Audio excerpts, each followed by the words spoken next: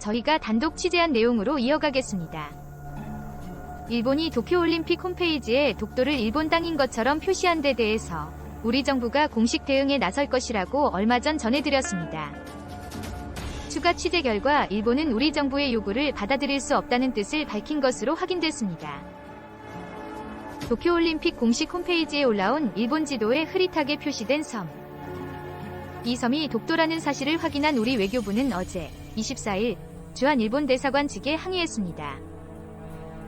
외교부는 독도를 일본 영토처럼 표시한 것은 결코 받아들일 수 없다. 며 즉각적인 시정을 요구했습니다. 대한체육회도 어제 오전 같은 내용의 공식 서한을 일본 올림픽위원회에 보냈습니다. 하지만 일본 측은 한국 정부와 대한체육회 주장을 받아들일 수 없다는 뜻을 외교 경로로 전달한 것으로 SBS 취재 결과 확인됐습니다. 주한 일본 대사관 고위 관계자는 SBS와 통화에서 독도 문제에 대한 일본 정부 입장은 분명하다. 며 수용 불가라는 기존 입장에 변화가 없다고 밝혔습니다. 앞서 일본은 재작년에도 독도를 표시한 일본 지도에 대한 시정 요구를 거부한 바 있습니다. 스가 일본 총리 2019년 7월 발언. 당시 관방장관 한국 주장은 독도 영유권에 관한 일본 입장에 비추어 도저히 받아들일 수 없고 극히 유감입니다. 강력 항의합니다. 정부는 문제 제기를 계속하겠다는 입장이지만 국정 지지도가 바닥인 스가 정부로서는 버틸 공산이 큽니다. 이원덕 국민대 일본학과 교수. 스가 정부의 지금 처지를 보면 일본 여론이 더 중요하지. 한국하고의 관계가 더 소중하지 않을 거란 말이에요. 항의가 지금 상황으로 봐서는 반영될 공간이 별로 없어 보이거든요. 국제올림픽위원회 IOC도 정치적 중립을 주장하며 중재에 소극적인 것으로 알려져 독도 표시 지도를 둘러싼 한일 간 갈등이 장기화할 가능성이 커지고 있습니다. 2. 서경덕 도쿄올림픽 지도에서 독도가 또 표시? IOC에 시정 메일 보냈다. 예전 도쿄올림픽 공식 홈페이지에서 성황 봉송 코스를 소개하는 일본 전국 지도에 시마네현 위쪽에 작은 점을 찍어 독도가 마치 일본 땅인 양 표기에 큰 논란이 됐었습니다. 하지만 한국 정부 및 민간 차원에서 꾸준히 지적을 한 결과 일본 전국 지도의 디자인이 바뀌었고 육안으로 봤을 땐 독도 표기가 사라진 것처럼 조치를 취했습니다. 그러나 일본 전국 지도 화면을 확대해보면 독도를 일본 영토로 똑같이 표기해 놓는 꼼수를 부렸습니다. 그리하여 토마스 바흐 IOC 위원장과 한국을 제외한 205개 IOC 전체 회원국의 도쿄올림픽 공식 홈페이지에 잘못된 독도 표기를 바로 잡아야 한다는 메일을 보냈습니다.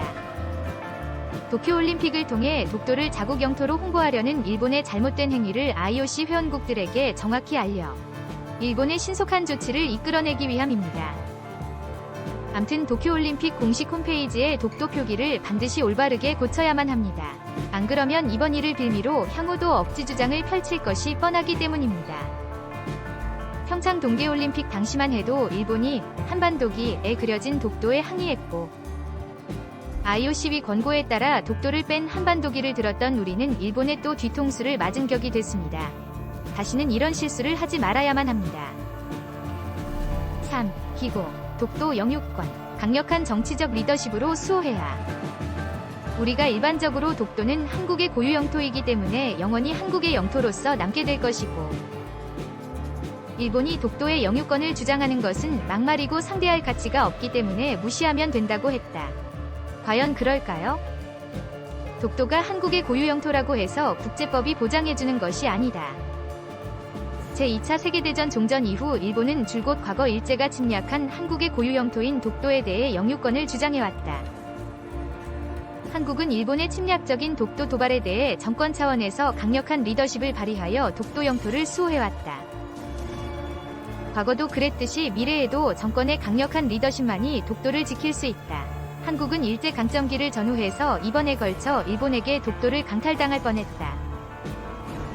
첫 번째는 1905년 일본은 독도를 주인이 없는 섬으로 간주하여 국제법이 무주지 선점 위 법리를 악용하여 독도를 불법적으로 일본 영토에 편입시키고 영유권 재확인했다고 주장했다. 두 번째는 제2차 세계대전에서 일본이 패하여 항복함으로써 48개국의 연합국이 일본을 상대로 1951년 대일평화조약을 체결하였다. 그 과정에서 일본은 1905년 합법적으로 취득한 섬, 독도이라고 미국에 로비하였다. 결국 당초 미국은 물론이고 영국, 호주, 뉴질랜드 등의 영연방국가가 독도를 한국 영토로 인정하여 대일평화조약에서 최종적으로 확인하는 과정만 남아있었다. 그런데 일본에 로비당한 미국이 갑자기 입장을 바꾸어 일본의 입장을 두둔함으로써 독도를 한국 영토로서 명시하지 못하였다. 현재 일본은 한국이 독도를 불법 점령하고 있다고 주장하면서 독도 침탈을 위해 대내외적으로 정치력을 발휘하고 있다. 국내적으로는 초중고위 교과서를 개정하여 독도 교육을 의무화하여 독도 침탈을 위해 일본 국민들을 정신적으로 무장시키고 있다. 대외적으로는 외무성 홈페이지를 비롯해 다양한 방법으로 독도가 일본 영토라고 국제사회를 선동하여 만일의 경우 일본이 무력으로 독도를 점거하였을 때 국제사회로부터 쏟아지는 비난을 피할 수 있는 방파제를 쌓고 있다.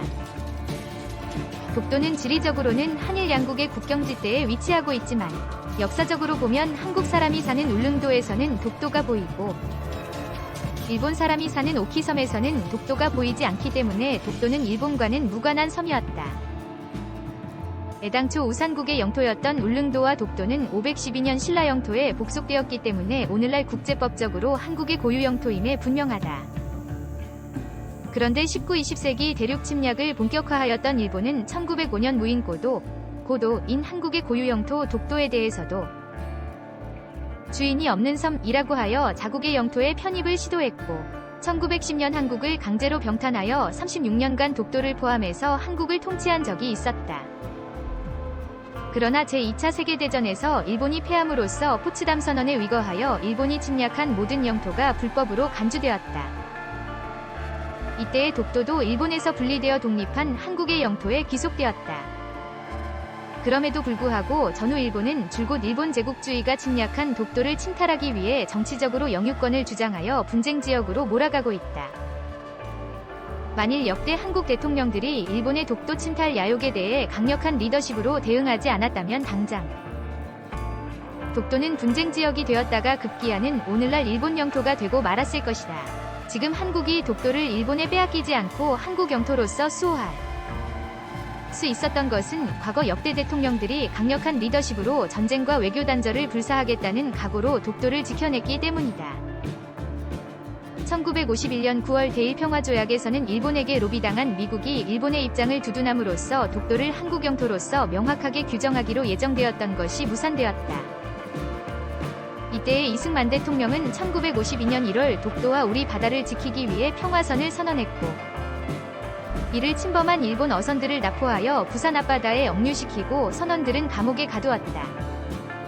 그리고 독도에 접근하는 일본 순시선에 대해서는 총포의 사격으로 퇴각시켰고 급기야는 1954년 독도의 울릉경찰서에 경비대를 배치하고 육해공군의 철통감시로 독도 영토를 수호해냈다. 1965년 한일협정을 체결하는 과정에서 일본은 대일평화조약에서 미국이 독도를 일본 영토임을 인정해주었기 때문에 독도가 일본 영토라고 주장하고 이승만 대통령이 선언한 평화선 조치는 독도를 불법적으로 점령한 것이라고 비난했다. 이때 박정희 대통령은 일본과의 국교 회복을 포기하는 한이 있더라도 독도의 영토 주권을 반드시 지켜내야 한다는 각오로 강력히 대응했다. 결국 당시 한국은 일본과의 비밀 약속으로 현 상태를 유지하는 조건으로 독도의 실효적 관할을 관철시켰다.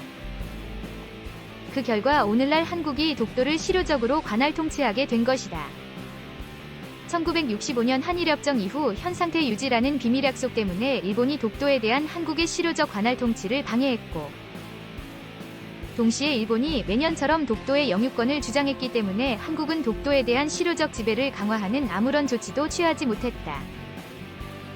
그런데 1997년 11월 김영삼 대통령은 한일협정에서 일본과 비밀로 약속한 현상 유지를 파기하고 독도의 방파제와 저희가 단독